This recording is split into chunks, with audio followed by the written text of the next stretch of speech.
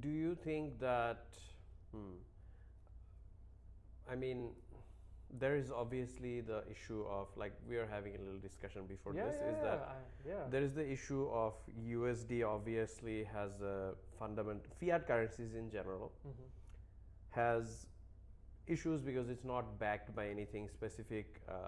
Especially I forgot from this date when they changed some, I forgot all the history, Yeah, yeah. but currently the, like, a very small group of individuals can't technically dilute the US currency as to their desire. Yes.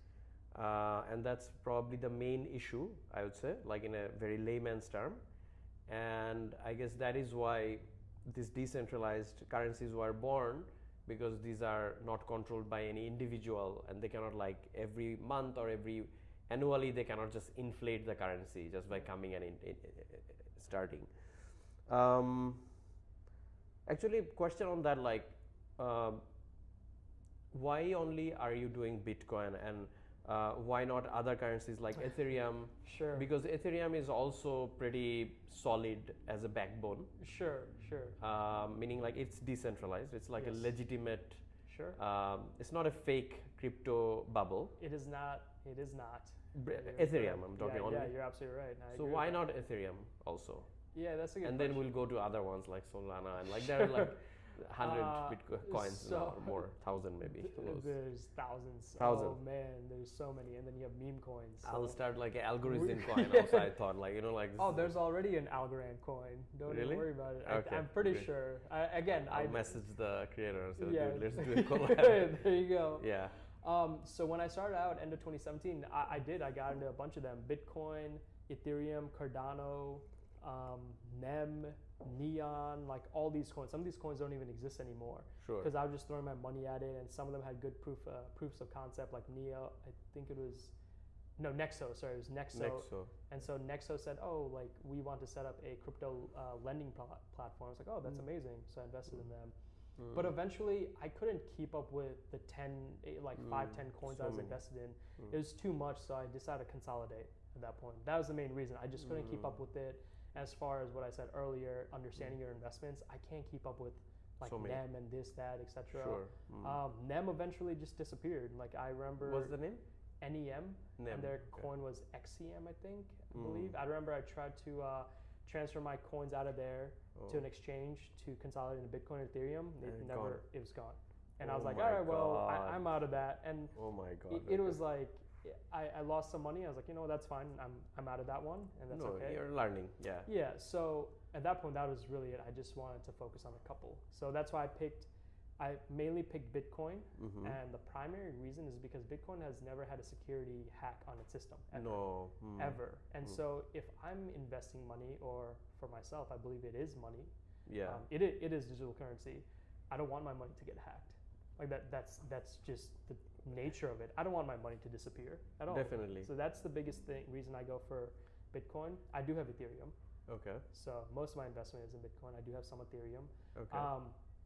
Ethereum is amazing for the ecosystem because they came up with smart contracts. Right. And then with the most recent bill that's on the congressional floor, well, it just got voted on, the Genius Act, it would allow stablecoin framework for big banks to get into, essentially. And that's all on Ethereum's network, right? So it's Ethereum's So Ethereum massive. is gonna explode soon. Ethereum's already going up in price right now, and Bitcoin's kind of correcting a little bit. Okay. That's why, however, Ethereum has had some hacks on their system, like years ago, not recently. So because of that, and obviously eventually I'll probably have to look past that. Because of that, I was like, all right, I'm going to focus mainly on Bitcoin. I don't want my money to get hacked. That's it. Sure. Yep. So yeah, that's an interesting another concern, like hackability, and like, yeah, because so Bitcoin.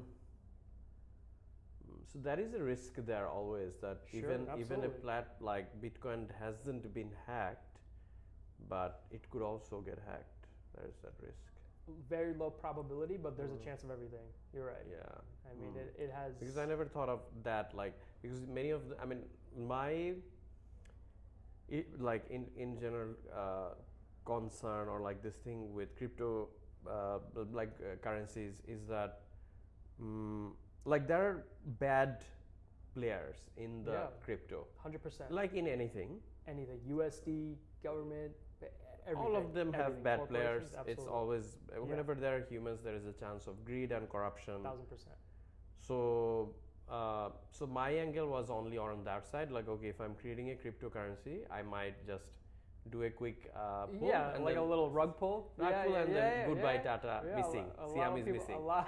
Yeah, so like he's not in LinkedIn anymore. I'm not a part of this. I'm I'm just kidding. I'm saying like I'm kidding. if I was the evil person, I would do it. Sure. Which exchanges are you trading in right now? Like keeping your currency or wallet? Yeah. So I keep mine on a hardware wallet. So Okay. I utilize Physical. Physical. So it's like a USB drive, Oh. essentially. So it's like In your house. I will not disclose that Oh, information. okay.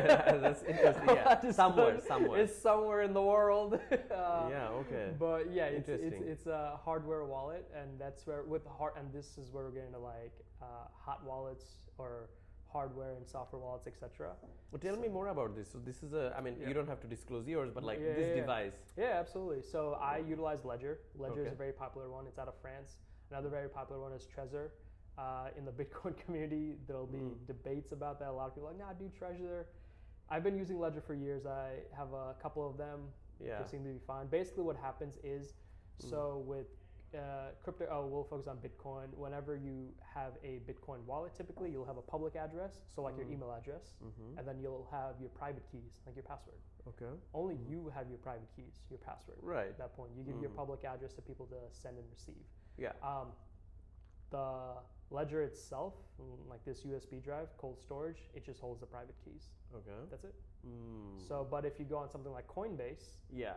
typically they have like a Coinbase wallet where they say, hey, like you're holding your private keys. But if you just go on Coinbase Exchange, again, it's been several years since I used them, but they hold your private keys. Right. So right. because they're the custodian. So they're the custodian of your private keys, just like when you go to a bank, they're the Sure. custodian of your money. Understood. Yeah, that part I know. And then when you're having this hardware, what are these called? Like hardware wallet. Hardware Or wallets? you can call it hardware wallet, cold storage, just one. Oh, of the other. nice. Yeah. Cold storage. Yeah, I cold like it. storage. It's Yeah. like being a Not fridge. hot storage. Yeah, it's in the No, fridge. that'd be a hot wallet. Yeah. That's fine. People hold it on there, but I do Yeah. not do that. Okay, so cold storage, this wallets. What if that thing gets lost? Because it can. Yeah, It's a absolutely. physical device. So you have a 12 to 24 word seed recovery phrase. So then when you sign up, let's say for Ledger, you sign up for Ledger, and then you register everything. They will give you a 12 to 24 word recovery phrase, Oh. and then you keep that somewhere hidden. Sure, or in your head. If you can if you hold can that. for years, amazing. Yeah. That is the best place to put it because we cannot infiltrate your Unhackable. head. Yeah. Well, as of right now, at least. Yeah. Typically, people just write it down somewhere and store it somewhere safe. There's also things where they literally engrave it onto like a metal piece of metal, and then so Yeah. it just depends on how Yeah. secure you want to go. But yeah. So interesting. Yeah. Very interesting. Yeah. And then what is so you are currently exploring, and I mean you don't have to disclose your like net worth, but like out of your net capital, Yeah. would you mind sharing how much percentage is allocated in Bitcoin right now? Yeah, it's Ballpark. Yeah. It's about 90%. 90% of your capital is in I that. don't really hold dollars, except Okay. for bills. Oh, and not even equity, like you don't even invest through dollars in. Oh wow, you're So, very yeah, in.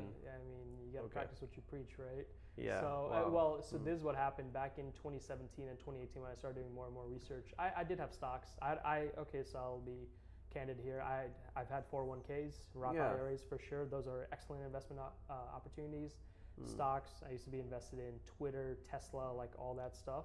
Yeah. And eventually, I just sold out of all of it. And converted all of them to Bitcoin, and then also converted your 401ks to Bitcoin. I did. Oh, so Yeah. is it when you do it like it's still taxable? Right. So it is a taxable event. Obviously, I am not Oh. 59 and a half or 63. Yeah. So you will have to pay that penalty along with the federal income tax. So you gave all those and then moved to Bitcoin. Yep. That you think that the value of it will increase so much within that age Yes. from now to 60 which is a long, many years for you, decades, Yeah. that it would still be like higher in value than the USD, whatever it will grow in 401k. Like you did a calculation of Yes, your yes. like Yeah, ROIs. yeah, this wasn't just I just threw my number, like, let's just do it. It was basically, I mean, look, I'm an engineer by trade, Yeah. and I'm a data scientist, so I work in AI, so like numbers are my game. So investing, a big part of it is just emotional. So I had to think about the numbers, think about, okay, like, how's my 401k doing? It was doing good, nothing wrong with it. Yeah, It was nothing doing wrong. good. Yeah. But I really had to think about the long-term game I was playing and where the USD was going, US government, banks, where Bitcoin was going. And I had heard a few people do it. One of my good friends did it, and then he's big into it. We kind of got into it around the same time. Yeah, and I just pulled the trigger, and I don't regret it.